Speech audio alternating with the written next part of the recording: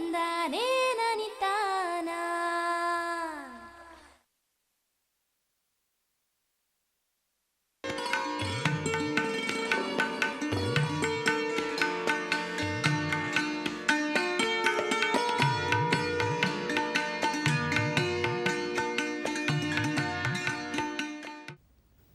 ರೈತ ಬಾಂಧವರಿಗೆ ನಮಸ್ಕಾರ. ತಮ್ಮೆಲ್ಲರಿಗೆ ಕೃಷಿ ದರ್ಶನದ ನೇರ ಫೋನಿನ್ ಕಾರ್ಯಕ್ರಮಕ್ಕೆ ಆತ್ಮೀಯ ಸ್ವಾಗತ. ಪ್ರಸ್ತುತ ಕೃಷಿ ಕ್ಷೇತ್ರ ಹಲವು ಸವಾಲುಗಳನ್ನು ಎದುರಿಸ್ತಾ ಇದೆ. ಒಂದೆಡೆ ಬೆಳೆ ಅನಿಶ್ಚಿತತೆ, ಬೆಲೆ ಅಸ್ಥಿರತೆ ಕೃಷಿಕರ ನಿದ್ದೆ ಕೆಡಿಸಿದ್ದರೆ, ಇನ್ನೊಂದೆಡೆ ಕೃಷಿ ಕಾರ್ಮಿಕರ ಸಮಸ್ಯೆ ಗಂಭೀರ ಸ್ವರೂಪವನ್ನು ಪಡೆದುಕೊಳ್ತಾ ಇದೆ. ಅದರಲ್ಲೂ ಇತ್ತೀಚಿನ ದಿನಗಳಲ್ಲಿ ಹೆಚ್ಚಾಗ್ತಾ ಇರತಕ್ಕಂತಹ ಈ ನಗರೀಕರಣ, ಪಟ್ಟಣಗಳತ್ತ ವಲಸೆಗಳಿಂದ ಕೃಷಿ ಚಟುವಟಿಕೆಗಳಿಗೆ ಕಾರ್ಮಿಕರು ದೊರೆಯದಂತಹ ಪರಿಸ್ಥಿತಿ ನಿರ್ಮಾಣ ಆಗ್ತಾ ಇದೆ. ಈ ಒಂದು ನಿಟ್ಟಿನಲ್ಲಿ ಕೃಷಿಕರು ಅನಿವಾರ್ಯವಾಗಿ ಯಾಂತ್ರೀಕರಣದತ್ತ ಮುಖ ಮಾಡುವಂತಾಗಿದೆ. ಈಗಾಗಲೇ ಬಹುತೇಕ ಕೃಷಿ ಚಟುವಟಿಕೆಗಳಿಗೆ, ಅದು ಬಿತ್ತನೆ ಆಗಿರ್ಬೋದು, ಕಳೆ ನಿರ್ವಹಣೆ ಆಗಿರ್ಬೋದು, ಸಸ್ಯ ಸಂರಕ್ಷಣೆ ಆಗಿರಬಹುದು, ಇತ್ಯಾದಿಗಳಿಗೆ ವಿವಿಧ ರೀತಿಯ ಯಂತ್ರಗಳು ಲಭ್ಯ. ಆದಾಗ್ಯೂ ಕಟಾವಿನಂತಹ ಪ್ರಮುಖ ಹಂತದಲ್ಲಿ ಒಂದೇ ಸಮಯಕ್ಕೆ ಹೆಚ್ಚಿನ ಸಂಖ್ಯೆಯ ಕೃಷಿ ಕಾರ್ಮಿಕರ ಬೇಡಿಕೆ ಇರುವ ಹಿನ್ನೆಲೆಯಲ್ಲಿ ಯಾಂತ್ರೀಕರಣಕ್ಕೆ ಇನ್ನೂ ಹೆಚ್ಚಿನ ಒತ್ತು ನೀಡಬೇಕಾಗಿದೆ. ಈ ಒಂದು ನಿಟ್ಟಿನಲ್ಲಿ ಪ್ರಸ್ತುತ ವಿವಿಧ ಕೃಷಿ ಚಟುವಟಿಕೆಗಳಿಗೆ, ಅದರಲ್ಲೂ ಕಟಾವಿಗೆ ಸಂಬಂಧಿಸಿದಂತೆ ಲಭ್ಯವಿರುವ ಯಂತ್ರೋಪಕರಣಗಳು, ಅವುಗಳ ಉಪಯುಕ್ತತೆ, ಬಳಸುವ ವಿಧಾನ, ಖರ್ಚು ವೆಚ್ಚ ಮುಂತಾದ ಹಲವು ವಿಷಯಗಳ ಕುರಿತು ತಮ್ಮೊಟ್ಟಿಗೆ ಹೆಚ್ಚಿನ ಮಾಹಿತಿಯನ್ನು ಹಂಚಿಕೊಳ್ಳಿಕ್ಕೆ ಬೆಂಗಳೂರು ಕೃಷಿ ವಿಶ್ವವಿದ್ಯಾನಿಲಯದಲ್ಲಿ ಬೇಸಾಯ ಶಾಸ್ತ್ರಜ್ಞರಾಗಿ ಕಾರ್ಯನಿರ್ವಹಿಸುತ್ತಿರುವ ಡಾಕ್ಟರ್ ಬಿ ಬೋರಯ್ಯ ಅವರು ಈ ದಿನ ನಮ್ಮೊಟ್ಟಿಗಿದ್ದಾರೆ. ರೈತ ಬಂದವರು ಡಾಕ್ಟರ್ ಬೋರಯ್ಯ ಅವರ ಜೊತೆ ನೇರವಾಗಿ ಮಾತನಾಡಲಿಕ್ಕೆ ಬಳಸಬೇಕಾದಂತಹ ದೂರವಾಣಿ ಸಂಖ್ಯೆ 0802342599 23542699. ರೈತ ಬಂದವರೇ, ತಮ್ಮ ಪ್ರಶ್ನೆ ನೇರವಾಗಿರಲಿ, ಸಂಕ್ಷಿಪ್ತವಾಗಿರಲಿ. ಇಂದಿನ ವಿಷಯ ಅಂತ ಹೇಳಿದ್ರೆ ಕೊಯ್ಲಿನಲ್ಲಿ ಯಾಂತ್ರೀಕರಣ, ಈ ಒಂದು ವಿಷಯಕ್ಕೆ ಕೇಂದ್ರೀಕೃತವಾಗಿರಲಿ. ಕಾರ್ಯಕ್ರಮಕ್ಕೆ ಆಗಮಿಸಿರುವ ಡಾಕ್ಟರ್ ಬೋರಯ್ಯ ಅವರಿಗೆ ರೈತ ಬಾಂಧವರ ವತಿಯಿಂದ ಆತ್ಮೀಯ ಸ್ವಾಗತ. ನಮಸ್ತೆ. ಬೋರಯ್ಯ ಅವರಿಗೆ ಮೊದಲನೇ ಪ್ರಶ್ನೆ ಏನಂತ ಹೇಳಿದರೆ, ಪ್ರಾಯಶಃ ಈ ಒಂದು ಕಟಾವಿನ ಹಂತ ಸಾಮಾನ್ಯವಾಗಿ ಹೆಚ್ಚು ಪ್ರಮುಖವಾದಂತಹ ಒಂದು ಹಂತ. ಈ ಒಂದು ಹಂತದಲ್ಲಿ ನಮ್ಮ ಕೃಷಿಕರು ಏನೆಲ್ಲ ಸಮಸ್ಯೆ ಎದುರಿಸ್ತಾ ಇದ್ದಾರೆ, ಹಾಗೂ ಈ ಹಂತದಲ್ಲಿ ಈ ಯಾಂತ್ರೀಕರಣ ಯಾವ ರೀತಿ ನೆರವಾಗುತ್ತೆ ಅಂತೇಳಿ? ಹೌದು, ಏನಂದರೆ ಈ ಕೃಷಿಯಲ್ಲಿ ನಾನಾ ಸಮಸ್ಯೆಗಳನ್ನು ನಾವು ಕಾಡ್ತಾ ಇದ್ದೀವಿ. ಬಿತ್ತನೆಯಿಂದ ಹಿಡ್ಕೊಂಡು ನಾವು ಕಟಾವಿನವರೆಗೂ ನಾನಾ ಸಮಸ್ಯೆಗಳು ಕಾಡ್ತಾ ಇದ್ದೀವಿ. ಅದೇ ರೀತಿಯೇ ಮಳೆಯ ಏರುಪೇರಿಗೆ ತಕ್ಕಂತೆ ಸಹ ಸಾಕಷ್ಟು ಸಮಸ್ಯೆಗಳು ನಾವು ಈಗ ಇತ್ತೀಚಿನ ದಿನಗಳಲ್ಲಿ ನಾವು ಕಾಣ್ತಾ ಇದ್ದೀವಿ. ಅದರಲ್ಲಿ ಮುಖ್ಯವಾಗಿ ಕೊಯ್ಲಿನಲ್ಲಿ ಏನೇನು ಬಳಕೆ ಮಾಡ್ತಾ ಇದ್ದೀವಿ, ಈಗೇನಂದ್ರೆ ಸಾಂಪ್ರದಾಯಿಕ ಏನು ಕೃಷಿ ಮಾಡ್ತಾ ಇದ್ದೀವಿ ಅದೆಲ್ಲನೂ ಸಹ ಈಗ ಹಿಂದಕ್ಕೆ ಹೋಗ್ತಾ ಇದೆ. ಏನಕ್ಕಂದ್ರೆ ಈಗ ಆಳುಕಾಳುಗಳ ಸಮಸ್ಯೆ ಆಗಿರ್ಬೋದು, ಮತ್ತೆ ಆಮೇಲೆ ಅದಕ್ಕೆ ಈಗ ಒಂದು ಎಕರೆ ಮಾಡೋದಕ್ಕೆ ಜನಗಳು, ಆಳುಗಳು ಸಾಕಷ್ಟು ಲಭ್ಯತೆ ಇಲ್ಲ. ಹೌದು, ಲಭ್ಯತೆ ಇಲ್ಲ. ಮತ್ತೆ ಆಮೇಲೆ ಅದಕ್ಕೆ ಸಾಕಷ್ಟು ಅವರು ಇಂತಿಷ್ಟು ಅವರಿಗೆ ಹಣ ಕೊಡ್ಬೇಕಂತೇಳಿ ಅವರು ಇದು ಮಾಡ್ತಾ ಇದ್ದಾರೆ. ಈ ಒಂದು ಎಲ್ಲ ಒಂದು ಕಡೆ ನಮ್ಮ ಕೃಷಿಕರಿಗೆ ಇದು ಕಷ್ಟ ಸಾಧ್ಯ ಆಗ್ತಾ ಇದೆ. ಹೌದೌದು. ಈಗ ನಾವು ಯಂತ್ರೀಕರಣಕ್ಕೆ ಬಂದಿದ್ದಾದಲ್ಲಿ ಪ್ರಾಯಶಃ ಈ ಕಟಾವಿನ ಯಂತ್ರಗಳು ಒಂದೊಂದು ಬೆಳೆಗೂ ಬೇರೆ ಬೇರೆ ಆಗುತ್ತೆ. ಹೌದು. ಈಗ ನಾವು ರಾಗಿಯನ್ನೇ ತೆಗೆದುಕೊಂಡಿದ್ದಾದಲ್ಲಿ, ರಾಗಿ ನಮ್ಮ ರಾಜ್ಯದ ಪ್ರಮುಖ ಆಹಾರ ಬೆಳೆ. ಎಲ್ಲೋ ಒಂದು ಕಡೆ ಈ ಬೆಳೆಯಲ್ಲಿ ಕಟಾವು ನಿಜಕ್ಕೂ ದೊಡ್ಡ ಸಮಸ್ಯೆಯಾಗಿ ಪರಿಣಮಿಸ್ತಾ ಇದೆ. ಇಲ್ಲಿ ಏನಾದರೂ ಯಂತ್ರಗಳನ್ನು ಬಳಸಿ ಕಟಾವು ಮಾಡಲಿಕ್ಕೆ ಸಾಧ್ಯ ಇದೆಯೇ? ಇದೆ. ಏನಂದ್ರೆ ಈಗ ಮೊದಲು ಸಾಂಪ್ರದಾಯಿಕ ಕೃಷಿಯಲ್ಲಿ ಮಾಡ್ಬೇಕಂತ ಹೇಳಿದ್ರೆ ಸಾಮಾನ್ಯವಾಗಿ ಈಗ ರೈತರು ಏನು ಮಾಡೋದಂದ್ರೆ 1 ಎಕರೆಗೆ ಬಂದ್ಬಿಟ್ಟು 10 ರಿಂದ 12 ಜನಗಳ ಆಳುಗಳನ್ನು ಬೇಕಾಗ್ತಾ ಇತ್ತು.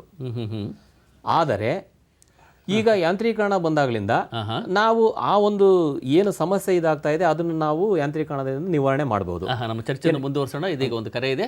ರಾಮನಗರದಿಂದ ಆನಂದ್ ಅವರು ಕರೆ ಮಾಡಿದ್ದಾರೆ. ಆನಂದ್ ಅವರೇ ನಮಸ್ಕಾರ. ಹಲೋ. ಆನಂದ್ ಅವರೇ, ಪ್ರಶ್ನೆ ಕೇಳಿ ಸರ್. ಅದು ಈಗ ರಾಗಿ ಕಟಾವು ಮಾಡ್ಬೇಕಲ್ಲ ಸರ್, ಆ ಮಿಷಿನ್ ಬಂದು ಎಲ್ಲಿ ಸಿಗ್ತದೆ, ಅದ್ರ ಬಗ್ಗೆ ಮಾಹಿತಿ ಎಲ್ಲಿ ಕೇಳ್ಕೋಬೇಕು ಸರ್ ಇದ್ರ ಬಗ್ಗೆ? ಇದೀಗ ನಾವು ತಂತ್ರಜ್ಞಾನದ ಬಗ್ಗೆ ಚರ್ಚೆ ಮಾಡ್ತಾ ಇದ್ದೇವೆ. ಆನಂತರ ಸಹ ನಿಮಗೆ ಅದ್ರ ಬಗ್ಗೆ ಹೆಚ್ಚಿನ ಮಾಹಿತಿ, ಅದರ ವಿಳಾಸ ಎಲ್ಲ ಸಿಗುತ್ತೆ. ಮೊದಲು ನಾವು ತಾಂತ್ರಿಕತೆಗೆ ಬಂದಿದ್ದೆ. ಅದಲ್ಲಿ ಇದನ್ನ ನಾವು ಯಾವ ರೀತಿ ಕಟಾವು ಮಾಡ್ತೀವಲ್ಲ? ಗೊತ್ತಾಯ್ತು, ತಮ್ಮ ಪ್ರಶ್ನೆ ಅರ್ಥ ಆಗ್ತಾ ಇದೆ. ಕಟಾವು ಮಾಡೋದ್ರಲ್ಲಿ ಭತ್ತ ಎಲ್ಲಾ ತರದ್ದು ಕಟ್ಟಿ ಒಕ್ಕಣೆ ಮಾಡ್ಬೋದು ಸರ್? ಅದ್ರಲ್ಲಿ ಒಂದರಲ್ಲಿ ಎಲ್ಲ ಮಾಡ್ಬೋದು. ಕುಯ್ಲು ಕಟ್ನೆ ಅಲ್ಲ, ಅದಕ್ಕೆ ತಕ್ಕಂತ ಯಾಂತ್ರೀಕರಣಗಳು ಸಹ ಇದಾವೆ, ಉಪಕರಣಗಳು ಇದಾವೆ. ಆದರೆ ಈಗ ನಾವೇನಂತ ಹೇಳಿದ್ರೆ ಮುಖ್ಯವಾಗಿ ಈಗ ರಾಗಿಗೆ ಬಂದಾದಲ್ಲಿ ಅದಕ್ಕೆ ರಾಗಿ ಕಟಾವು ಮಾಡೋ ಯಂತ್ರವನ್ನು ಸಹ ಈಗ ಅಭಿವೃದ್ಧಿಪಡಿಸಲಾಗಿದೆ. ಈಗ ಮಾರುಕಟ್ಟೆಯಲ್ಲಿ ಲಭ್ಯವಿರುವ ವಿವಿಧ ಯಂತ್ರಗಳನ್ನ ನಾವು ಪ್ರಯೋಗಕ್ಕೆ ಒಳಪಡಿಸಿದಾಗ ಕೆಲವೊಂದು ಯಂತ್ರಗಳು ನಮಗೆ ತುಂಬಾ ಅನುಕೂಲಕರವಾಗಿ ಆಗಿದ್ದಾವೆ. ಮತ್ತೆ ಆಮೇಲೆ ಅದರಲ್ಲೂ ಚಿತ್ರದಲ್ಲಿ ಗಮನಿಸಬಹುದು, ಅಲ್ಲಿ ಚಿತ್ರದಲ್ಲಿ ನೀವು ನೋಡ್ಬೋದು, ಸಾಕಷ್ಟು ಖರ್ಚನ್ನು ಸಹ ನಾವು ಉಳಿತಾಯ ಮಾಡಬಹುದು. ಅದು ಬಹಳ ಮುಖ್ಯ. ಯಾಕಂತ ಹೇಳಿದ್ರೆ ಈಗ ಆಳುಗಳ ಸಮಸ್ಯೆನೆ. ಮತ್ತೆ ಆಮೇಲೆ ಈಗ ಇದರಲ್ಲಿ 1 ಎಕರೆ 1 ಗಂಟೆಗೆ ಬಂದ್ಬಿಟ್ಟು ನಾವು 1 ಎಕರೆನ ನಾವು ಕಟಾವು ಮಾಡಬಹುದು. ಸಾಂಪ್ರದಾಯಿಕ ಪದ್ಧತಿಗೆ ಹೋಲಿಸಿದ್ದಾದಲ್ಲಿ ವೆಚ್ಚದಲ್ಲಿ ಸಹ ಸಾಕಷ್ಟು ಉಳಿತಾಯ ಆಗುತ್ತೆ.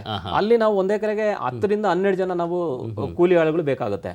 ಆದ್ರೆ ಇಲ್ಲಿ 1 ಗಂಟೆಗೆ ನಾವು 1 ಎಕರೆ ವಿಸ್ತೀರ್ಣವನ್ನ ನಾವು ಕಟಾವು ಮಾಡಬಹುದು. ಅದು ಒಂದು. ಮತ್ತೆ ಇನ್ನೊಂದು ಏನಂತ ಹೇಳಿದ್ರೆ ಇದರಿಂದ ಇನ್ನ ಏನಾದ್ರೂ ಅವರು ತುಂಬಾ ಅದನ್ನು ಚಾಲನೆ ಮಾಡರು. ಇದು ಮಾನವ ಚಾಲಿತ ಯಂತ್ರ, ಯಾವುದೇ ಒಂದು ಇದು ಬೇಕಾಗಲ್ಲ ಅದು. ಮತ್ತೆ ಆಮೇಲೆ ಇದಕ್ಕೆ ಜಸ್ಟ್ ಒಂದೇನಂತ ಹೇಳಿದ್ರೆ ಇದು ಒಂದು ಎಕರೆಗೆ ಬಂದ್ಬಿಟ್ಟು 250 300 ರೂಪಾಯಿ ಖರ್ಚಾಗುತ್ತೆ ಕಟಾವು ಮಾಡೋದಕ್ಕೆ. ಈ ಯಂತ್ರದಿಂದ ನಮಗೆ ಇಷ್ಟು ಅನುಕೂಲ ನಮಗೆ ಈ ಒಂದು ಯಂತ್ರದಲ್ಲಿ ಸಿಗುತ್ತೆ ಅಂತೇಳಿ. ಇದೀಗ ಮತ್ತೊಂದು ಕರೆ ಇದೆ. ಹಲೋ, ಶಿವಮೊಗ್ಗದಿಂದ ನಮ್ಮ ರೈತ ಬಾಂಧವರು ಕರೆ ಮಾಡಿದ್ದಾರೆ. ಹಲೋ, ನಮಸ್ಕಾರ ಸರ್. ನಾನು ಮಂಜು ಅಂತ ಹೇಳ್ಬಿಟ್ಟು. ಮಂಜು ಅವರೇ ನಮಸ್ಕಾರ, ಹೇಳಿ, ಪ್ರಶ್ನೆ ಕೇಳಿ. ಸರ್, ಇದು ಭತ್ತ ಕೊಯ್ಯೋ ಮಿಷನ್ ಇದೆಯಲ್ಲ ಸರ್, ಇದು ನಾವೆಲ್ಲ ತಮಿಳುನಾಡಿನ ತರಿಸ್ಬಿಟ್ಟೆ ಮಾಡಬೇಕು. ನಮಗೆ ಯಾವ್ದಾರಲ್ಲಿ ಕರ್ನಾಟಕದಲ್ಲಿ ಸಿಗಂತ ಮಿಷನ್ಗಳು ಯಾವ್ದಾರು ಇದೆಯಾ? ಕರ್ನಾಟಕ ರಾಜ್ಯದಲ್ಲಿ ಇದರ ಲಭ್ಯತೆ ಇದೆಯೇ ಅಂತೇಳಿ ಅವ್ರ ಪ್ರಶ್ನೆ. ಲಭ್ಯತೆ ಇದೆಯಾ ಅಂತ ಸಿಗ್ಬೋದಾ? ನಮ್ಮ ಇದು ಬಜೆಟ್ಗೆ ಸಿಗ್ಬೋದಾ? ಈಗ ನಾವು ತಮಿಳುನಾಡು ರಾಜ್ಯದ ಮೇಲೆ ಅವಲಂಬಿತ ಆಗೋ ಬದಲು ನಮ್ಮಲ್ಲಿ ಏನಾದರೂ ಅವಕಾಶ ಇದ್ರ ಬಗ್ಗೆ ತಾಂತ್ರಿಕ ಇನ್ನು ಅಭಿವೃದ್ಧಿ ಪಡಿಸ್ತಾ ಇದೆ. ನಮ್ಮಲ್ಲೇನೆ ಈ ಒಂದು ಉಪಕರಣಗಳನ್ನ ಮಾಡಬೇಕು ಅಂತಂದೇಳಿ ನಡೀತಾ ಇದೆ ಅದು.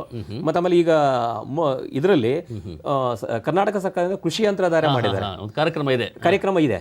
ಈಗ ಎಲ್ಲಾ ಜಿಲ್ಲೆಗಳಲ್ಲೂ ಎಲ್ಲಾ ಹೋಬಳಿ ಮಟ್ಟದಲ್ಲೂ ಸಹ ಕೃಷಿ ಯಂತ್ರಧಾರೆ. ಈಗ ತಾವು ಹೇಳ್ತಾ ಇದ್ರಿ ರಾಗಿ ಕಟಾವು ಮಾಡುವ ಯಂತ್ರ, ಇದು ಯೋಜನೆ ಲಭ್ಯ ಇದೆ.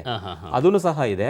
ಮತ್ತೆ ಆಮೇಲೆ ನಾವೇನು ಕಟಾವು ಮಾಡಿಬಿಟ್ಟು ಅದನ್ನ ಕಟ್ಟ ಯಂತ್ರನು ಸಹ ಕೃಷಿ ಕರ್ನಾಟಕ ಸರ್ಕಾರ ಇದರಲ್ಲಿ ಮಾಡಿದ್ದಾರೆ. ಕಟ್ಟುವ ಯಂತ್ರ ಅಂತ ಹೇಳಿ ವಿಶೇಷತೆ ಏನು?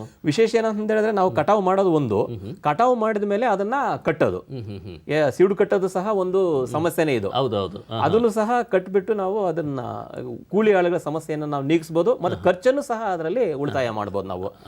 ಮತ್ತೆ ಆಮೇಲೆ ಸಮಯವನ್ನು ಉಳಿತಾಯ ಮಾಡಬಹುದು. ಈಗ ಏನಾದ್ರೂ ನಾವು ಬೆಳೆ ಕಟಾವು ಮಾಡಬೇಕು, ನಾಳೆ ನಾವು ಈಗ ಮುನ್ಸೂಚನೆ ಇರುತ್ತೆ, ಮಳೆ ನಾಳೆ ನಾಡ್ದು ಬರುತ್ತೆ ಅನ್ನಂಗೆ. ಒಂದೇ ಸಮಯದಲ್ಲಿ ಒಂದು ದಿವಸದಲ್ಲಿ ನಾವು ಎಷ್ಟು ನಮ್ಮ 5 ಎಕರೆ ಇದೆ, 6 ಎಕರೆ ಇದೆ, ಒಂದೇ ದಿವಸದಲ್ಲಿ ಆ ಕೆಲಸವನ್ನು ನಾವು ಅವಕಾಶ ಇದೆ. ಇನ್ನೊಂದು ಪ್ರಮುಖ ಪ್ರಶ್ನೆ ಅಂತ ಹೇಳಿದ್ರೆ, ಇತ್ತೀಚಿನ ದಿನಗಳಲ್ಲಿ ಈಗಾಗಲೇ ತಾವು ಪ್ರಸ್ತಾಪ ಮಾಡ್ತಾ ಇದ್ರಿ, ಒಂದಕ್ಕಿಂತ ಹೆಚ್ಚು ಬೆಳೆಯನ್ನು ಕಟಾವು ಮಾಡಲಿಕ್ಕೆ ಅನುಕೂಲ ಆಗಂತಹದ್ದು. ಅದೇ ರೀತಿ ಒಂದಕ್ಕಿಂತ ಹೆಚ್ಚು ಕೆಲಸಕ್ಕೆ, ಈಗ ಕಟಾವು ಮಾಡೋದಿರ್ಬೋದು ಅಥವಾ ಕಾಳು ಬೇರ್ಪಡಿಸುವಂತಹ ಒಂದು ಕೆಲಸ ಇರ್ಬೋದು, ಇವಕ್ಕೆಲ್ಲ ಹೊಂದಿಕೊಳ್ಳುವಂತಹ ಸಂಯುಕ್ತ ಈ ಕಟಾವು ಯಂತ್ರ ಏನಾದರೂ ಅಭಿವೃದ್ಧಿಪಡಿಸಲಾಗಿದೆ ಅಂತೇಳಿ ಆಗಿದೆ. ಈಗ ಇದನ್ನ ಒಂದು ಪ್ರಾತ್ಯಕ್ಷಿಕೆ ನಮ್ಮ ಅರಸೀಕೆರೆ ಮತ್ತು ಕೃಷಿ ಸಂಶೋಧನಾ ಕೇಂದ್ರ ತಿಪ್ಟೂರಲ್ಲೂ ಸಹ ನಾವು ಇದನ್ನ ಮಾಡಿದ್ದೀವಿ. ಇದರಲ್ಲಿ ಒಂದು ಬೆಳೆ, ಈಗ ರಾಗಿ ಕಟಾವು ಮಾಡೋದು, ಮತ್ತೆ ಆಮೇಲೆ ತೊಗರಿನೂ ಕಟಾವು ಮಾಡಬಹುದು, ಮತ್ತೆ ಮುಸ್ಕಿನ್ ಜೋಳವನ್ನು ಸಹ ನಾವು ಎಲ್ಲಾ ಬೆಳೆಗಳನ್ನು ಕಟಾವು ಮಾಡಿ ಅವಕಾಶ ಇದೆ. ಅದು ಒಂದನೇ ಪ್ರಶ್ನೆ. ಇದು ಎರಡನೇ ವಿಚಾರ ಏನಂತ ಹೇಳಿ, ಇದರಲ್ಲಿ ಇವು ಕಟಾವು ಮಾಡೋದು ಒಂದೇ ಅಂತ, ಕಟಾವು ಮಾಡಿದ ಮೇಲೆ ಕಾಳನ್ನ ಬೇರ್ಪಡಿಸೋದು ಇದನ್ನು ಸಹ ಅಷ್ಟೇ, ಒಕ್ಕಣೆ ಮಾಡೋದು, ಒಕ್ಕಣೆನೂ ಸಹ ಇದರಿಂದ ಸಾಧ್ಯ ಆಗುತ್ತೆ. ಅಲ್ಲಿ ನೀವು ಯಂತ್ರ ನೋಡ್ತಾ ಇದ್ದೀರಾ, ಅದು ಇದು ಕಟಾವು ಮಾಡಿದ ಚಿತ್ರದಲ್ಲಿ ಗಮನಿಸಬಹುದು ನೀವು. ಇಲ್ಲಿ ತೊಗರಿಯನ್ನ ಕಟಾವು ಮಾಡೋದು, ತೊಗರಿ ಕಟಾವು ಮಾಡಿದ ಮೇಲೆ ಆ ಕಾಳುಗಳ ಮುಂದೆ ಏನಿದೆ ಅದರಿಂದ ನಾವು ಕಾಳನ್ನ ನಾವು ಬೇರ್ಪಡಿಸಬಹುದು, ಸಾಧ್ಯ ಇದೆ. ಮತ್ತೊಂದು ಕರೆ ಇದೆ, ರೈತ ಬಾಂಧವರು ಕರೆ ಮಾಡಿದ್ದಾರೆ. ಹಲೋ, ಈರಪ್ಪ ಅವರು ವಿಜಯಪುರದಿಂದ ಕರೆ ಮಾಡಿದ್ದಾರೆ. ಈರಪ್ಪ ಅವರೇ ನಮಸ್ಕಾರ. ಕರೆ ಕಡಿತ ಆಗಿದೆ. ನಮ್ಮ ಚರ್ಚೆಯನ್ನು ನಾವು ಮುಂದುವರಿಸಿದ್ದಾಗಲೇ ಈಗ ತಾವು ಹೇಳ್ತಾ ಇದ್ರಿ ಸಂಯುಕ್ತ ಕೂರಿಗೆ ಅಲ್ಲ, ಸಂಯುಕ್ತ ಕಟಾವು ಯಂತ್ರ, ಸಂಯುಕ್ತ ಕಟಾವು ಯಂತ್ರ, ಇದರ ವೈಶಿಷ್ಟ್ಯತೆ ಏನು ಅಂತೇಳಿ. ಇದರಲ್ಲಿ ಏನೋ ಅಂತ ಹೇಳಿದ್ರೆ ವಿಶೇಷ ಒಂದು, ರಾಗಿ ತೊಗರಿ ನಾನು ಹೇಳ್ದಂಗೆ ಆ ಬೆಳೆಗಳನ್ನು ಸಹ ಕಟಾವು ಮಾಡ್ಬೋದು. ಕಟಾವು ಮಾಡಿದ ನಂತರ ಏನು ನಾವು ಅದನ್ನ ನೆಲದಲ್ಲಿ ಬಿಡೋದು, ಅದರ ಬದಲಾಗಿ ನಮಗೆ ಒಂದೇ ಸಾರಿ ಕಾಳು ಬರುತ್ತೆ. ಅದು ಒಂದು ನಾವು ಗಮನಿಸಬೇಕಾಗಿರೋದು. ಈಗ ಬೇರೆ ನಾವು ಮೊದಲು ಹೇಳಿದೆ ರಾಗಿ ಕಟಾವು ಅಂತೇಳಿ, ರಾಗಿ ಕಟಾವು ಮಾಡಿಬಿಟ್ಟು ನೆಲದಲ್ಲಿ ಹಂಗೆ ಬಿಡುತ್ತೆ ಅದನ್ನ. ಆದ್ರೆ ಇದರಲ್ಲಿ ಕಂಬೈನರ್ ಎಲ್ಲವನ್ನು ಕಟಾವು ಮಾಡೋದು ಮತ್ತೆ ಒಕ್ಕಣೆನೂ ಸಹ ಕೆಲಸಗಳಿಗೆ ಬಳಸಬಹುದು ಅಂತ ಹೇಳಿ. ಇದೀಗ ಮತ್ತೊಂದು ಕರೆ ಇದೆ. ಹಲೋ, ನಮಸ್ಕಾರ. ವಿಶ್ವನಾಥ್ ಅವರೇ ನಮಸ್ಕಾರ. ನಮಸ್ಕಾರ ಸರ್. ಇಲ್ಲ ಸರ್, ಅದೇ ಕಟೌಟ್ ಬಗ್ಗೆ ಕೇಳಿದ್ದೀನಿ ಸರ್. ಹಾಂ ಹಾಂ ಇವಾಗ ಮಿಷನ್ ಯಂತ್ರ ಅದು ಹೇಳಿದಲ್ಲ ಮೇಡಮ್, ಹಾಂ ಹಾಂ ಇದು ಎಕರೆಕ್ಕೆ ಎಷ್ಟು ಹೋಗುತ್ತೆ ಸರ್ ಅದು? ಏನು ಹೇಳಿ, ಇನ್ನೊಮ್ಮೆ ಕೇಳಿ ವಿಶ್ವನಾಥ್. ಇದು 1 ಎಕರೆ ಕಟೌಟು ನೆಲ್ಲಾಗಲಿ ನಮ್ಮ ಭತ್ತಕ್ಕೋಸ್ಕರ ಜೋಳಕ್ಕೆ ಬರುತ್ತಾನೆ ಸರ್ ಅಂತ ಕೇಳಿದ್ರು. ಜೋಳ ಆಮೇಲೆ ರಾಗಿ. ಹೌದು, ಖರ್ಚು ವೆಚ್ಚ ಎಷ್ಟು ತಗುಲುತ್ತೆ ಅಂತೇಳಿ. ಹೌದೌದು, ಇದು ತುಂಬಾ ಒಳ್ಳೆ ಪ್ರಶ್ನೆ. ಹಾಂ ಹಾಂ ಹಾಂ ಅದು ಯಾಕಂದ್ರೆ ಸರ್ ಈಗ ನಮ್ಮ ಕಡೆ ಅಂದ್ರೆ ನಾನಾ ರೀತಿ ಸೂರ್ಯಕಾಂತಿ ಗೊತ್ತಲ್ಲ ಸರ್?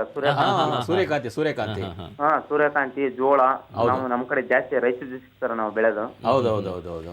ಅದಕ್ಕೆ ಕೇಳಿದ್ವಿ. ಈಗ ವಿಶ್ವನಾಥ್ ಅವರೇ, ಈಗ ಏನಂತ ಹೇಳಿದ್ರೆ, ಈಗ ನಾನು ಹೇಳಿದೆ ರಾಗಿ, ಮುಸ್ಕಿನ ಜೋಳ, ತೊಗರಿ ಮತ್ತೆ ಆಮೇಲೆ ನೀವು ಹೇಳ್ದಂಗೆ ಈ ಬೆಳೆಗಳನ್ನ ಸಹ ನೀವು ಇದರಿಂದ ನೀವು ಕಟಾವು ಮಾಡಲಿಕ್ಕೆ ಸಾಧ್ಯ ಇದೆ. ಮತ್ತೆ ಕಟಾವು ಮಾಡಿದ ಮೇಲೆ ನಾವು ಇದರಿಂದ ಕಾಳನ್ನು ಸಹ ನಾವು ಬೇರ್ಪಡಿಸ್ಬಿಟ್ಟು ಕಾಳು ಒಂದೇ ಸಾರಿ ಬರುತ್ತೆ ನಮಗೆ. ಈ ಒಂದು ಯಂತ್ರದ ವಿಶೇಷತೆ ಒಂದು. ಎರಡನೇದು ಏನಂತ ಹೇಳಿದ್ರಿ, ಇದರಲ್ಲಿ ನೀವು ಖರ್ಚು ಕೇಳಿದ್ರಿ 1 ಎಕರೆಗೆ ಎಷ್ಟಾಗ್ಬೋದು ಅಂತೇಳಿ. 1 ಎಕರೆಗೆ ಬಂದ್ಬಿಟ್ಟು ಈ ಒಂದು ಯಾವುದು ಕಂಬೈನರ್, ಬೇರೆ ಬೇರೆ ಬೆಳೆಗಳನ್ನು ಕಟಾವು ಮಾಡೋದು ಮತ್ತು ಒಕ್ಕಣೆ ಮಾಡೋದು, ಈ ಒಂದು ಯಂತ್ರಕ್ಕೆ ನೀವು ಬಂದ್ಬಿಟ್ರೆ 600 ರಿಂದ 700 ರೂಪಾಯಿ 1 ಎಕರೆಗೆ ನಿಮಗೆ ಖರ್ಚಾಗುತ್ತೆ. ಅದನ್ನೇ ನೀವು ಸಾಂಪ್ರದಾಯಿಕ ವಿಧಾನದಲ್ಲಿ ಮಾಡಿದೆ ಆದ್ರೆ ನೀವು 2,500 ರಿಂದ 3,000 ರೂಪಾಯಿ ಒಂದು ಕಟಾವು ಮಾಡೋದಕ್ಕೆ ಸಾಕಷ್ಟು ನಾವು ಸಾಕಷ್ಟು ಬಿಡ್ಬೋದು. ನೀವು ಅದನ್ನ ನೀವು ಮತ್ತೆ ಕಾಳನ್ನ ಬೇರ್ಪಡಿಸ್ಬೇಕಂತ ಹೇಳಿದ್ರೆ ಸುಮಾರು ಒಂದು 6,000 ರಿಂದ 7,000 ರೂಪಾಯಿ ನಿಮಗೆ ಸಾಂಪ್ರದಾಯಿಕ ಪದಾರ್ಥದಿಂದ ಬರುತ್ತೆ. ಇಲ್ಲಿ ಒಂದೇ ಬಾರಿಗೆ 2 ಆಗುತ್ತೆ. ಮತ್ತೆ ಸಮಯವನ್ನು ಉಳಿತಾಯ ಮಾಡೋದು ಬಹಳ ಮುಖ್ಯ. ಇದು ಬಹಳ ಮುಖ್ಯ. ಇದನ್ನು ಸಹ ನಾವು ಇದರಿಂದ ಸಂಯುಕ್ತ ಕಟಾವು ಮತ್ತು ಆಮೇಲೆ ಕಾಳನ್ನು ಬೇರ್ಪಡಿಸುವ ಯಂತ್ರದಿಂದ ನಾವು ಈ ಕೆಲಸಗಳನ್ನು ಮಾಡ್ಬೋದು.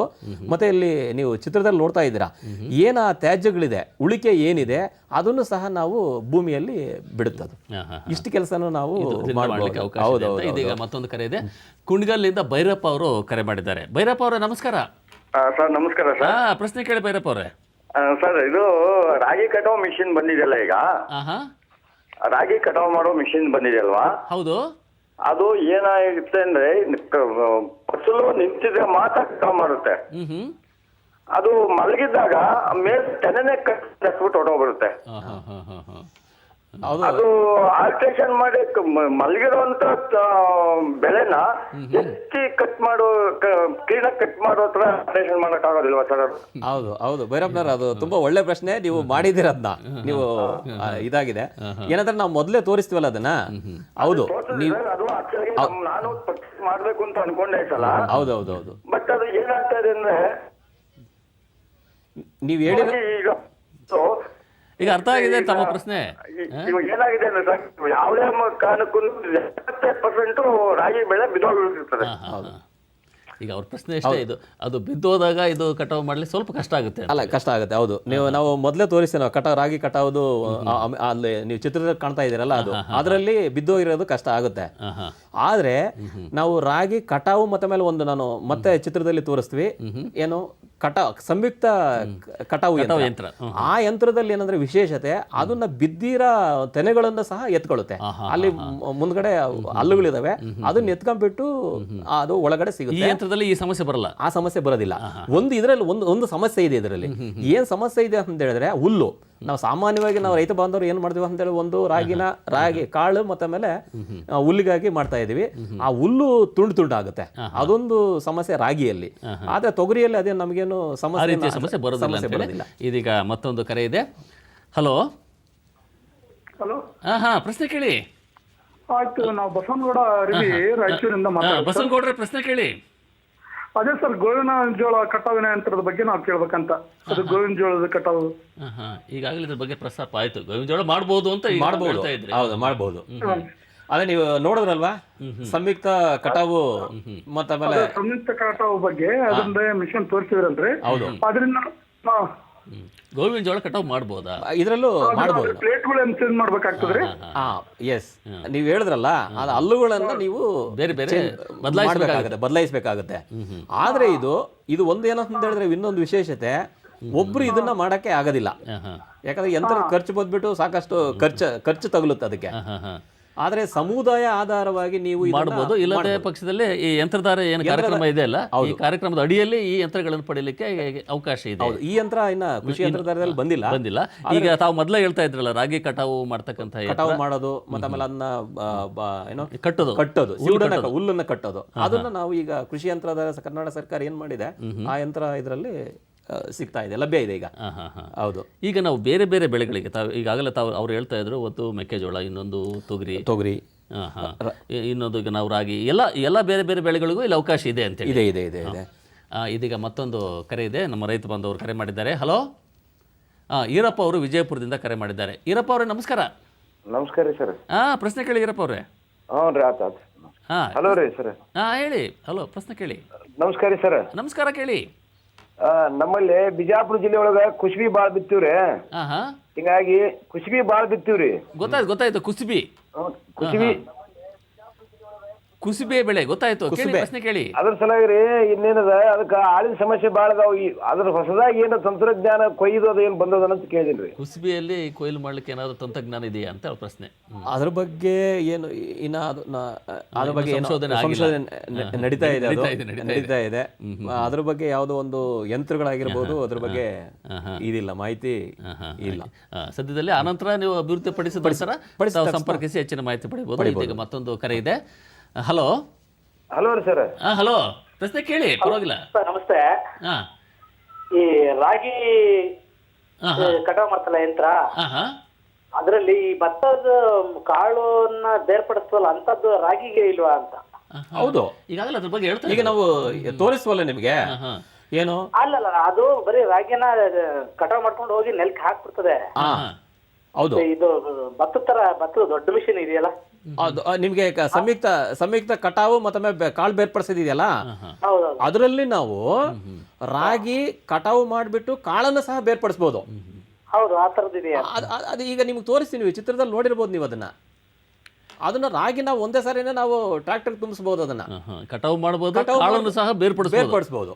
ಎರಡು ಕೆಲಸ ಇದರಿಂದಲೂ ಸಹ ಆಗುತ್ತೆ. ನಾನು ಹೇಳ್ದೆ ನಿಮ್ಗೆ, ಕಟಾವು ಮಾಡಿಬಿಟ್ಟು ಕಾಳನ್ನು ಸಹ ಬೇರ್ಪಡಿಸ್ಬಿಟ್ಟು ನಮ್ಗೆ ಮಾಡಬಹುದು. ಅಷ್ಟು ಕೆಲಸ ಇದು ಒಂದು ಸಂಯುಕ್ತ ಕಟಾವು ಯಂತ್ರದಿಂದ ನಾವು ಮಾಡಬಹುದು. ಈ ಬೋರೆ ಅವರು ಇನ್ನೊಂದು ಏನಂತ ಹೇಳಿದ್ರೆ, ಎಲ್ಲೋ ಒಂದ್ ಕಡೆ ನಮ್ಮ ಕೃಷಿಕರಿಗೆ ಸಾಕಷ್ಟು ಆಸಕ್ತಿ ಬಂದಿದೆ ಅದನ್ನೆಲ್ಲ ನೋಡ್ತಾ ಇದ್ದಾಗ. ಇದೀಗ ಮತ್ತೊಂದು ಕರೆ ಇದೆ. ಹಲೋ ಸರ್, ನಮಸ್ಕಾರ. ನಮಸ್ಕಾರ, ಪ್ರಶ್ನೆ ಕೇಳಿ. ಸರ್, ಇವಾಗ ಮೇಲೆ ಬಂದಿರೋ ತೆನೆದ ಬಗ್ಗೆ ನೀವು ಇದ್ ಮಾಡ್ತಿದ್ರಲ್ಲ, ಇವಾಗ ಅದೇ ನೆಲಗಡ್ಲೆ ಇರ್ತದಲ್ಲ, ಶೇಂಗಾ, ನೆಲದ ಕೆಳಗಿರ್ತಕ್ಕಂಥ ಬೆಳೆ. ಹೌದು ಸರ್.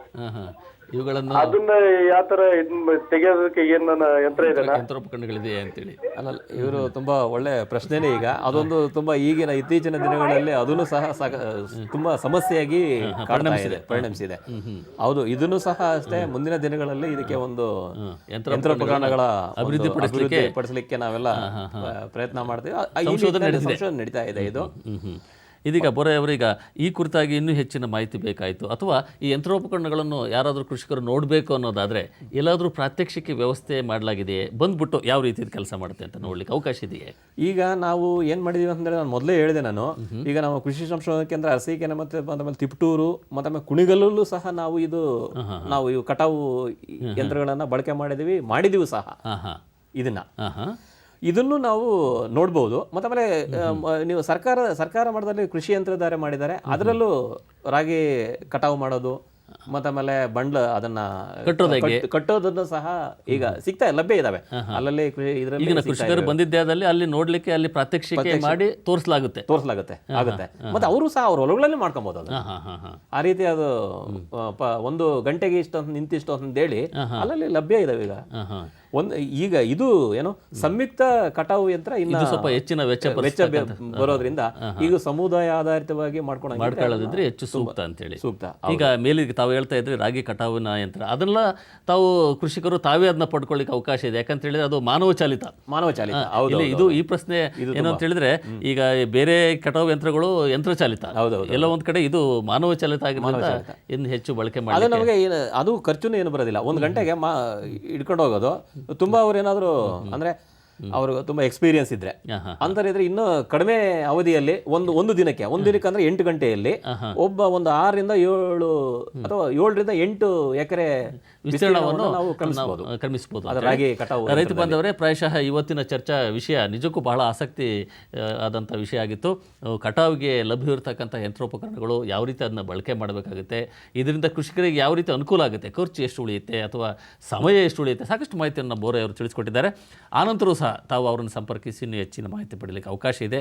ಇಲ್ಲಿವರೆಗೆ ಆಗಮಿಸಿ ಈ ಒಂದು ವಿಷಯದ ಕುರಿತು ಸಾಕಷ್ಟು ಮಾಹಿತಿಯನ್ನು ಹಂಚಿಕೊಂಡಂತಹ ಡಾಕ್ಟರ್ ಬೋರೆ ಅವರಿಗೆ ರೈತ ಬಾಂಧವ ವೃತ್ತಿಯಿಂದ ಹೃತ್ಪೂರ್ವಕ ಧನ್ಯವಾದಗಳು. ಧನ್ಯವಾದಗಳು.